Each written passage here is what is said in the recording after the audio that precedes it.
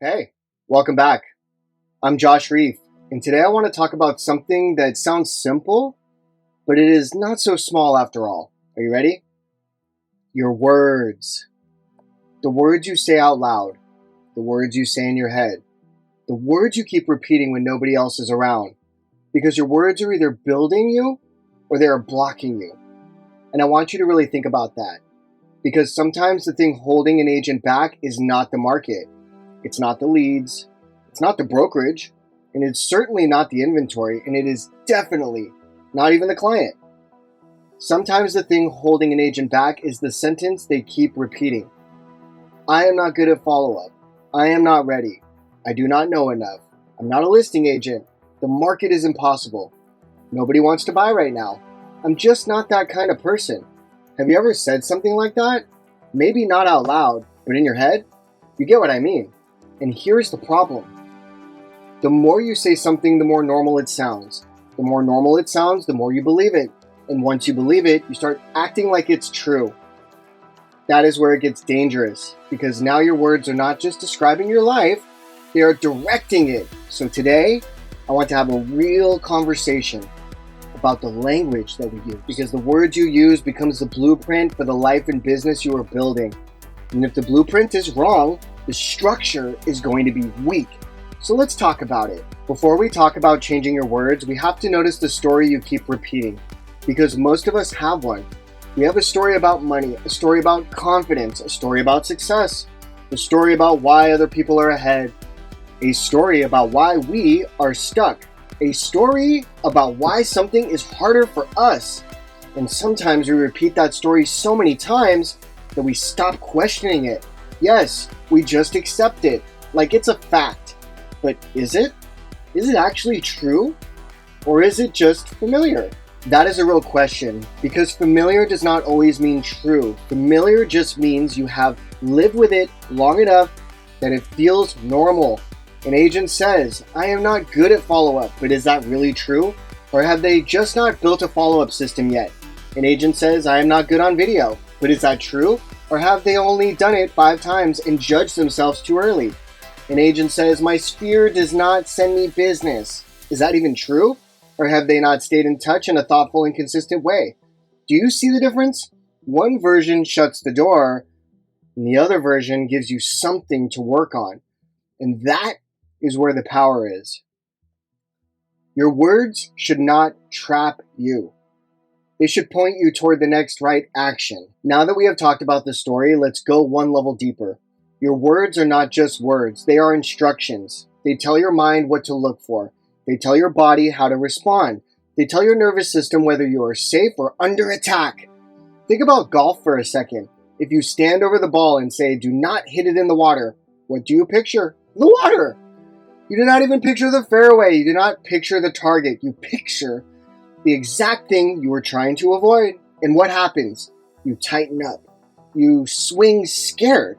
You stop trusting yourself. And that is what a lot of agents do in their business. They walk into conversations thinking, do not sound stupid. Do not lose the client. Do not say the wrong thing. Do not mess this up. Do not get rejected. And now the whole conversation is built around fear. Not service, not leadership, not clarity, but fear. So what would happen if you change the instruction? Instead of saying, do not mess this up, you say, listen carefully, ask better questions, tell the truth, lead with calm, serve the client. That changes the entire posture. Do you feel that? The same exact situation, just a different energy. And guess what? Clients can feel that. They may not know exactly what they are feeling, but they can tell when you are grounded. They can tell when you are present, and they can tell when you are operating from leadership instead of fear. Now, let me give you another picture. Imagine this. You are building a house. Before the walls go up, before the flooring goes in, before the lights are installed, there is a blueprint. The blueprint tells everyone what to build, where the rooms go, where the windows go, where the foundation sits, where the electrical lines run. Everything starts there. Now imagine the blueprint is wrong. The measurements are off. The rooms do not connect. The foundation is uneven. Would you just keep building? Do I have to answer that? Of course not. You would stop and fix the blueprint. Because the house can only be as strong as the plan it is built from. Your words are the blueprint. The life you are building is following the language you keep using. So if the blueprint says, I am overwhelmed, I am behind, nothing is working, I am bad with money, I am not disciplined, I never get good leads, then what kind of business do you think gets built from that? A shaky one, a reactive one, a fearful one, a business that is always trying to survive. But if the blueprint says, I am becoming consistent, I am learning how to lead, I am creating more conversations, and I am getting sharper, and I can handle those hard things, I am building something real, that is a different structure. That's a different foundation. And no, one sentence does not magically fix everything, but one sentence repeated every day can start changing your direction. And guess what? Direction matters. So now that we understand the blueprint, let's talk about the actual phrases that keep agents stuck, because this is where it gets real. And here is one. I am too busy. And we talked a lot about this in episode 13. And I want to bring it back here because that phrase can sound harmless. I am too busy. Everybody says it, but what does it actually create? Sometimes it creates an excuse. It creates avoidance. Sometimes it creates an identity where you are always moving, but not actually progressing. And sometimes it tells people, do not send me business, I cannot handle more. Another phrase is, I do not want to bother people. That one sounds nice. It sounds considerate, but is it really true? Are you bothering people, or are you offering something of value? Because there is a huge difference. If you are reaching out with no purpose, no care, no timing, and no value, then yes, that can feel like bothering people. But if you are checking in, if you are offering guidance, if you are helping someone understand their options, that is not bothering them. That is serving them. Another phrase is, there are no leads. Really? No leads? Are you kidding me? Or no conversations, no follow-up, no outreach? No consistency? No clear ask? There is a huge difference between no leads and no activity. You get that, right? And I'm not saying that to be harsh. I'm saying it because the language, it matters. If there are no leads, you are powerless. But if you need to create more conversations, now you have something to do. And that is empowering. Let's stick with that for a second. Think about fishing. Imagine someone standing on a dock with a fishing pole in their hand. They never cast. They never change the bait. They never move spots. They never study the water. They just stand there and say, there are no fish. At some point you would say, well, did you actually fish? Or did you just stand near the water? That is how some agents treat leads. They say there are no leads, but they are not calling their sphere. They are not following up with past clients, and they are not talking to homeowners. They're not asking better questions, and they're certainly not creating content. They're not showing up consistently, and they are standing near the water. But they are not really fishing. So the better sentence is not, there are no fish. The better sentence is, I need to get better at fishing. That changes everything, because now there is a path. Learn the water. Choose the right bait. Cast consistently. Stay patient. Pay attention and adjust. And that is the essence of real estate. You are not going to create a consistent business by standing near the opportunity. You have to participate. You have to cast. You have to learn. You have to keep going long enough to understand where the opportunity actually is. Now, I want to shift this into something a little bit more personal, because not all the words we carry started with us. Some of them came from family. Some came from teachers, and some came from old relationships. Some came from failure. Some came from a season where we got hurt. Some came from money stress, and some came from rejection. And over time, those words became part of the way we see ourselves. Maybe someone told you you were not disciplined. Maybe someone made you feel like you were not smart enough. Maybe you grew up around chaos and now calm feels unfamiliar. Maybe money was always stressful, so success feels unstable. Maybe you learned to expect things to fall apart, and now, even when things start going well, part of you is waiting for the other shoe to drop. Have you ever felt that? Like momentum almost feels unsafe? Like peace feels strange? Like you want more, but something in you keeps pulling you back to what is familiar. That is so real. I totally relate with it.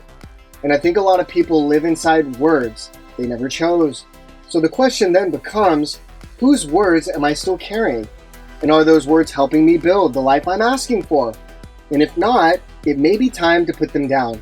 Not with anger or blame, but with maturity, with awareness and responsibility. Because at some point you get to decide what language belongs in your future. Now let me give you a chess analogy, because real estate, especially when you are dealing with clients, pricing, negotiation, and market shifts is a lot like chess. A weak player reacts to every move emotionally. They panic, they rush, they move without thinking. They only see what just happened. A stronger player pauses. They look at the board. They ask, what changed? What is available now? What is my next best move? And that is exactly how language works. In real estate, falls apart. One agent says, this always happens to me. And another agent says, what did this teach me and what is my next move? A seller ignores your pricing advice. One agent says, well, sellers never listen. Another agent says, how can I communicate the data more clearly?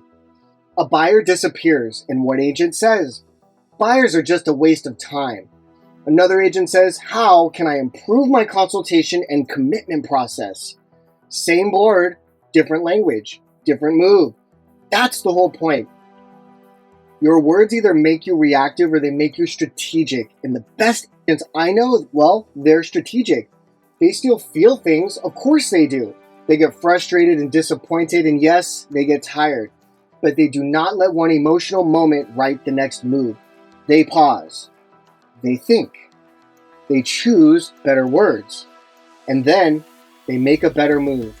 Now, I want to connect this to some of the things we have already talked about in previous episodes because this is not random. It all builds.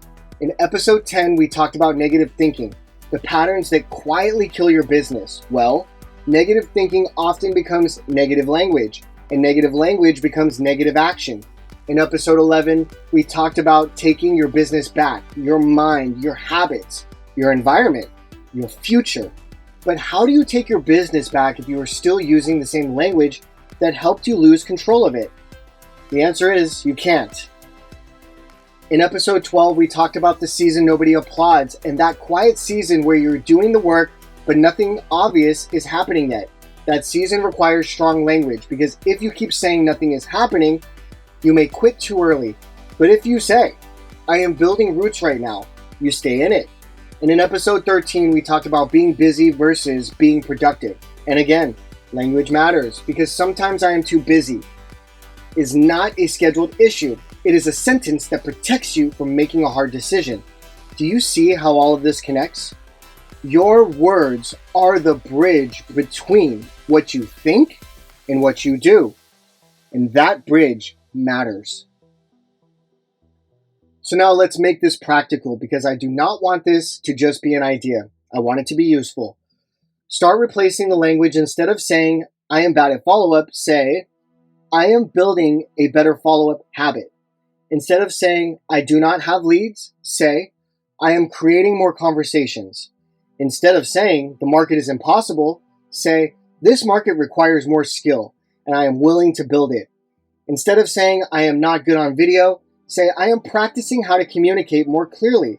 Instead of saying, I am not a listing agent, say, I am learning how to lead sellers. Instead of saying, I always start and stop, say, I am becoming someone who keeps promises to myself. Is that a small shift? Yeah, but small shifts matter. A golf swing can be off by just a little bit and send the ball 30 yards in the wrong directions.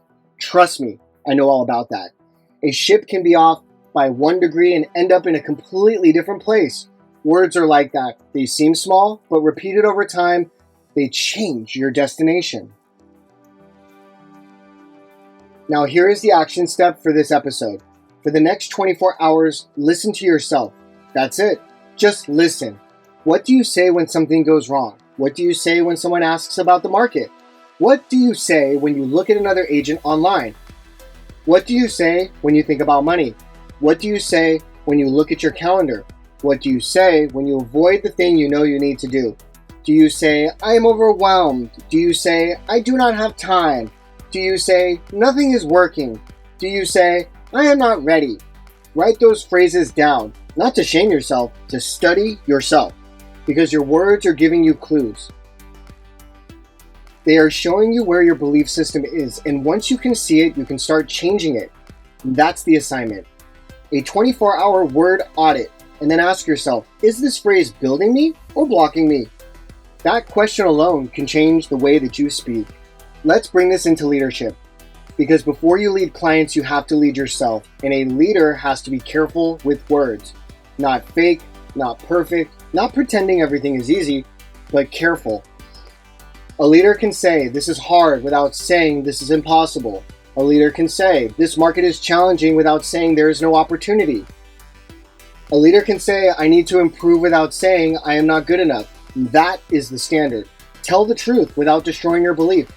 That is wisdom, and that is maturity, and that is leadership. And if you want buyers and sellers to trust your voice, you have to learn to trust your own voice first. Because the way you speak to yourself will eventually show up in the way you speak to clients. If your inner voice is frantic, your client will feel it. If your inner voice is defeated, your client will also feel that too. If your inner voice is steady, clear, grounded, your client, they'll feel that. So speak like someone you are responsible for leading, because I know that you are. So let me bring this home. Your words are either building you or they are blocking you. They are either helping you become the person your future requires, or they are keeping you attached to the version of yourself you are trying to outgrow. And listen, you cannot control every part of this business, and you cannot control interest rates. You cannot control every client, and you cannot control every seller's expectations, and you certainly cannot control every buyer's hesitation. You cannot control the economy. But here's what you can control. It's what you repeat. You can control how you explain things to yourself. You can control the meaning you give to a hard day. And you can control whether your words open a path forward or they close the door. So today, pay attention. What are you saying? What story are you repeating? What identity are you building? What blueprint are you handing to your future? Because the words you choose today become the actions you take tomorrow, and those actions become the business you are building. Maybe the first thing you need to rebuild is not your CRM. Maybe it's not your marketing or your schedule. Maybe, just maybe, the first thing you need to rebuild is the way that you talk to yourself. Start there. Change the words, the belief, the action. Change that result. I'm Josh Reef. This is the Josh Reef Real Estate Podcast. This podcast exists because I need to hear it. And I hope today you needed to hear it too. Subscribe and turn on notifications, and I'll see you on the next episode.